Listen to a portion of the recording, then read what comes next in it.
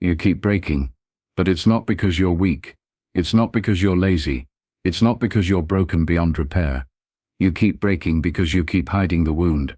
You've been taught to push through, to numb it, to distract yourself, to act like it doesn't hurt. Smile for the camera. Keep going. But the pain you suppress becomes the pain that controls you. What we bury doesn't disappear. It waits. It lingers under the surface. It leaks into our tone, our decisions, our silence. You can't run from what lives inside you, only through it. Jabal Mate said. The attempt to escape from pain is what creates more pain. We medicate, isolate, achieve, scroll, perform, but we never actually look. And healing can't begin until we do. There is a version of you that is tired of pretending, tired of saying I'm fine with a tight smile and a clenched jaw, tired of carrying the weight of unspoken grief, tired of being the strong one, always the strong one. You're not weak for needing to break, you're human, and humans weren't built to be invincible. We were built to feel, to hurt, to release, to recover. But somewhere along the way, you were taught to make your pain invisible, to apologize for your sadness, to shrink your rage, to laugh through tears, to prove that you're okay, even when you're not. You became the caretaker, the fixer, the overachiever, the one who never makes it about you, but secretly hopes someone will finally ask, and actually mean it. Bessel van der Kolk said, the body keeps the score, even if your mind forgets, even if you try to suppress it, your nervous system remembers, and it's begging you to listen. Your triggers aren't overreactions, they are openings. They point to the wound, not to shame you, but to show you where you still need gentleness. Your sadness isn't a flaw, it's a message. Pain is the voice your body uses when silence has gone on too long. You don't need to be fixed, you need to be felt.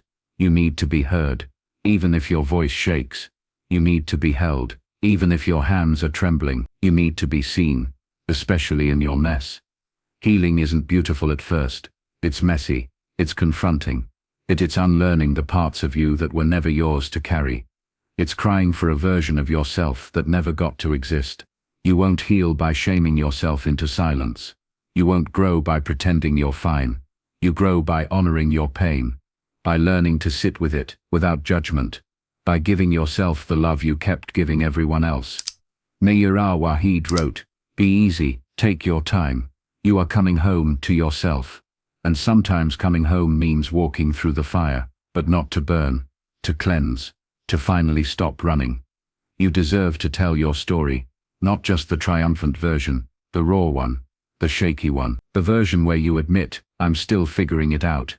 That's brave, that's real, that's healing. There's no timeline for this, no deadline for becoming whole.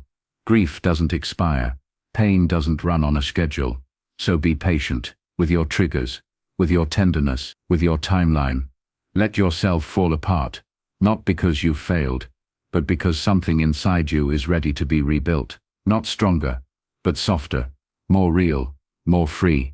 Your wound is not your identity, but it is a doorway to empathy, to depth, to presence, to the you who no longer needs to perform healing, because you are finally living it. So here's your reminder. You don't need to keep hiding the wound. You don't need to keep explaining the cracks. You don't need to pretend you're not hurting. This is your healing. It doesn't have to be loud. It just has to be honest. You're not behind. You're not broken. You're just peeling off the mask and letting your real face breathe again. This is Unmasking You.